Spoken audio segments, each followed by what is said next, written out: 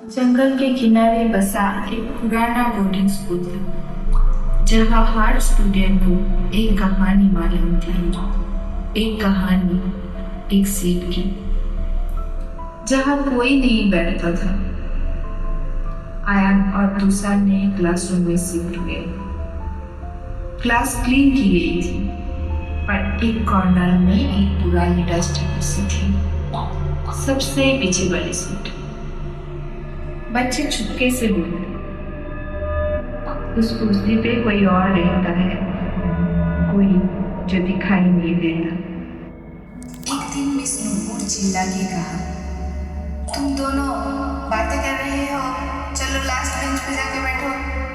तुषार ने धीरे से आयन के कान में कहा, भाई मैं तो नहीं बैठ रहा उस सीट पे, कहा गया था किसी का है। आयन हंसा, चिंता मत कर, मुझसे दोस्ती कर लेंगे। जैसे ही दोनों बैठे, ठंडी हवा चलती है, पूरी क्लास में सन्नाटा, और तभी ब्लैक बोर्ड खुद से लिखने लगते हैं, तुम मेरी सीट छीन नहीं सकते। उस रात जब आयन की नींद खुली, उसने देखा तुषार नींद में चलकर उसी क्लासरूम की तरफ जा रहे थे। उसके हाथ किसी अनजान फोर्स के साथ खींच रहे थे। आयन ने उसे रोका, और कुछ तो उस कुर्सी से निकलकर तुषार की शैडो चुरा लेते हैं। अगली सुबह तुषार नॉर्मल लग रहा था, पर एक चीज मिसिंग थी, उसकी परछाई। न धूप में, न शीशे में, न पानी में, उसका कोई रिफ्लेक्शन नहीं था। मिस नूपुर ने एक ठंडी मुस्कान के साथ कहा, जो सीट ले लेते हैं उसकी सोल वहीं रह जाते हैं। आयन का चेहरा चार्ट हो गया। आयन चुपके से स्कूल की पुरानी लाइब्रेरी में गया। एक सिगरेट सेल्फ से एक किताब मिली। उसमें लिखा था, पीछे वाली कुर्सी एक श्राप है, हर 7 साल में एक नई रूह चाहिए होती है। पहला शिकार थी इसमें।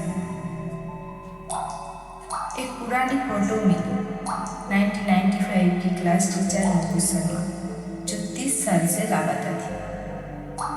आयन शॉक में रह गया। मिस नूपुर खुद एक आत्मा है।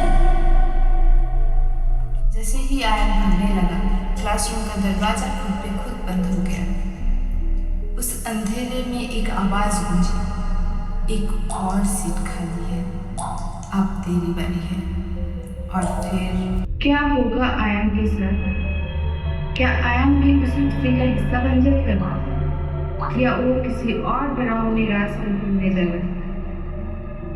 जानने के लिए देखिए अगला भाग, सिर्फ रिदिम लाइव चैनल पर। और सब्सक्राइब करना ना भूलें, वरना कुछ खुद आपको बुला लेगा।